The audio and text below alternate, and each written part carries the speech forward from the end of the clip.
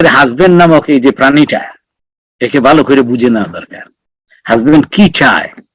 তো জেনারেলি যেটা হয় যে সাইকোলজিক্যাল এবং ফিজিক্যাল এক্সপেকটেশনের কোনো একটা মিট করছে না বলে, হ্যাঁ, এবার আমরা আইদার সাইকোলজিক্যাল তার মনের ভিতরে, অথবা তার ফিজিক্যাল নিড ফুলফিল হচ্ছে না। হ্যাঁ, তো এই জিনিসটা আপনি যদি ভালো করে বুঝে নিতে চান, প্রথম হলো যে এই হাজবেন্ড নামক যে প্রাণীটা, মানুষটা, তাকে আপনি বুঝে নেওয়া দরকার যে হাজবেন্ড কি চাইতে পারে।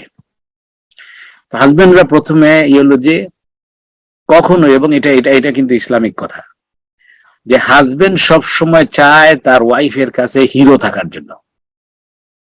তা আপনার আচরণে কখনো কি তাকে এরকম ফিলিং দিয়েছেন কিনা যে আপনি আপনার হাজবেন্ড, এবং দেয় আমাদের, এটা শুধু আমাদের বাঙালি সমাজে নয়, এটা যে কোনো হিউম্যান সোসাইটিতে অনেক অ্যাবিউজ হয় বা সম্পর্কের অবনতি ঘটে, কারণ হচ্ছে একজন আর একজনকে রাইট সম্মান না দেওয়ার কারণে।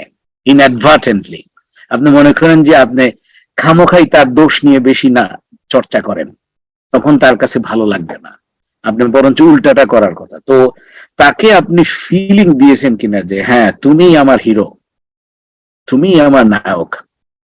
হ্যাঁ, এই এই ফিলিং থেকে কোনো কমতি হয়েছে কিনা, হাজবেন্ড এটা চায়, এটার থেকে কিন্তু তার মনের ভিতরে একটা সাইকোলজিক্যাল তৈরি হয়, আপনার কষ্ট তৈরি হয়। 2 নম্বর হচ্ছে, আপনি মনে রাখবেন সমাধান করতে যাচ্ছেন যখন, আপনি নিজের মতো করে চিন্তা করলে হবে না। হাজবেন্ড হচ্ছে পুরুষ, আপনি হচ্ছেন মহিলা। পুরুষদের ব্রেইন, এবং এটা মেডিকেল সায়েন্স থেকে প্রমাণিত, পুরুষদের ব্রেইন আল্লাহ রাব্বুল আলামিন একরকম সৃষ্টি করেছেন, আর মহিলাদের ব্রেইন আল্লাহ রাব্বুল আলামিন আরেক রকম সৃষ্টি করেছেন। এটার কারণও আছে, মহিলারা যেহেতু সন্তান বহন করবে, তাদের মধ্যে আল্লাহ রাব্বুল আলামিন যেভাবে ফোরবেয়ারিং ক্ষমতা দিয়েছে, সহ্য শক্তি দিয়েছে, আপনার পুরুষদেরকে সেটা সেরকম জিনিস দেয় নাই। তো পুরুষদের মাইন্ডসেট, তা আপনি এই জন্য চিন্তা করবেন যে পুট ইউর সেলফ, ইংরেজিতে একটা কথা আছে, put your self into his shoes, তাহলে দেখো তোমার কাছে কেমন লাগে। যে এটা মাথার মধ্যে রাখবেন যে হাজবেন্ড আপনার মতো চিন্তা করে না, সে তার মতো চিন্তা করে। তো তার মতো চিন্তাটা কি হইতে পারে, এটা একটু বুঝে নেওয়া। 3 নম্বর হচ্ছে, আপনি এটা মাথার ভিতরে রাখবেন যে হাজবেন্ডরা সাধারণত খুবই সিনসিয়ারলি চায় তার বিবিকে আসলে হ্যাপি করতে, কিন্তু সে প্রকাশ করতে নাও পারতে পারে।